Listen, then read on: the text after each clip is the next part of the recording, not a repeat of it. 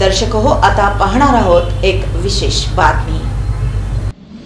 चोरीचा दाखल गुन्हा सदर बाजार पोलीस ठाणे गुन्हे प्रकटीकरण पथकानं 24 तासाच्या आत उघडकीस आणून गुन्ह्यातील रोख रक्कम 1.5 लाख रुपये तसंच 37 ग्राम वजनाचे सोन्याचे दागिने असे एकूण 4,46,000 किमतीचा मुद्देमाल जप्त करून गुन्ह्यातील 100% माल हस्तगत केला। सदर बाजार पोलीस ठाणे गुन्हा रजिस्टर नंबर 149/2025 भारतीय न्याय संहिता 2023 चे कलम 331, 331, 305 अन्वये घरफोडीचा गुन्हा दाखल करण्यात आला होता। याच्या तपासाच्या अनुषंगाने मिळालेल्या गोपनीय माहितीच्या आधारे एक इसम हातामध्ये पांढऱ्या रंगाची पिशवी घेऊन लेप्रसी कॉलनी क्रीडा संकुलाच्या मागे थांबलेला आढळून आला। त्याला संशयावरून ताब्यात घेऊन चौकशी केली असता त्याचं नाव जिब्रान उर्फ शोएब युनुस शेख वय 20 राहणार मौलाली चौक केशवनगर झोपडपट्टी असं सांगितलं।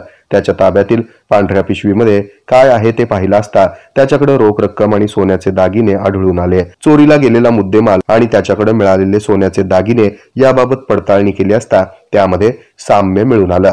आरोपी नाव जिब्रान उर्फ शोएब युनुस शेख यानं 23 फेब्रुवारी रोजी दुपारी 2 ते 3 च्या दरम्यान चोरी केल्याचं कबूल केलं। ही कामगिरी पोलीस आयुक्त एम राजकुमार, पोलीस उपायुक्त विजय कबाडे, सहाय्यक पोलीस आयुक्त यशवंत गवारे, वरिष्ठ पोलीस निरीक्षक अजित लकडे, पोलीस निरीक्षक भालचंद्र ढवळे यांच्या मार्गदर्शनाखाली गुन्हे प्रकटीकरण पथकाचे पोलीस उपनिरीक्षक नितीन शिंदे, सहाय्यक फौजदार Audumbar Atole, police head constable Santosh Papade, police head constable Shahjan Mulani, Sagar Sartape, Rajesh Chavan, Sagar Gund, Anmol लट्टे, उमेश चव्हाण, हनुमंत पुजारी, सोमनाथ सुरवसे यांनी पार पाडली।